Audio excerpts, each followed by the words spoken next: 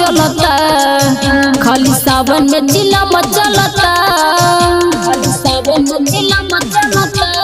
हाँ सब देखा बोला बम चलता, खाली सावन में जिला मचलता। हटे बाबा के बूटी हो इतना बोला छूटी हो, सब देखा बोला बम चलता, खाली सावन में जिला मचलता। सब देखा बोला बम चलता, खाली सावन में जिला मचलता, खाली सावन में जिला मचलता। सब देखा बोला बम चलता, खाली सावन में जिला मचलता। बहनी गेरुआ कलर सब जता देव घर भोले बाबा पे जलवा चढ़ावे।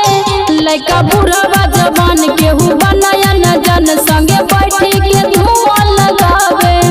बहनी गेरुआ कलर सब जता देव घर भोले बाबा पे जलवा चढ़ावे।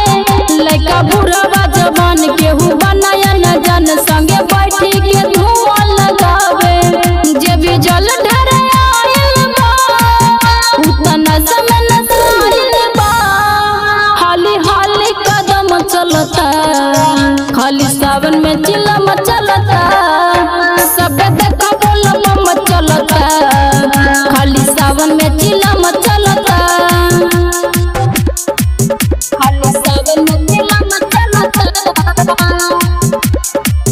सब देखा बोला बम चलता, खाली सावन में जिला मचलता।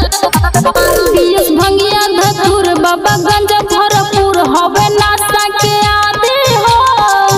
जल ढारे से पहिले देखो सब लोग हिले पीके बाबा के प्रसादी हो। पियस भंगिया धतूर बाबा गंजा भरपूर हवे नाश्ता के आदि हो।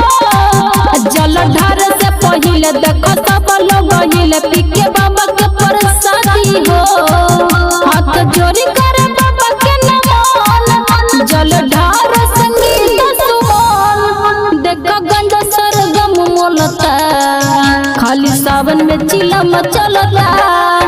सब देखो बोला बम चलता, खाली सावन में जिला मचलता। Recording studio चकरमनिया।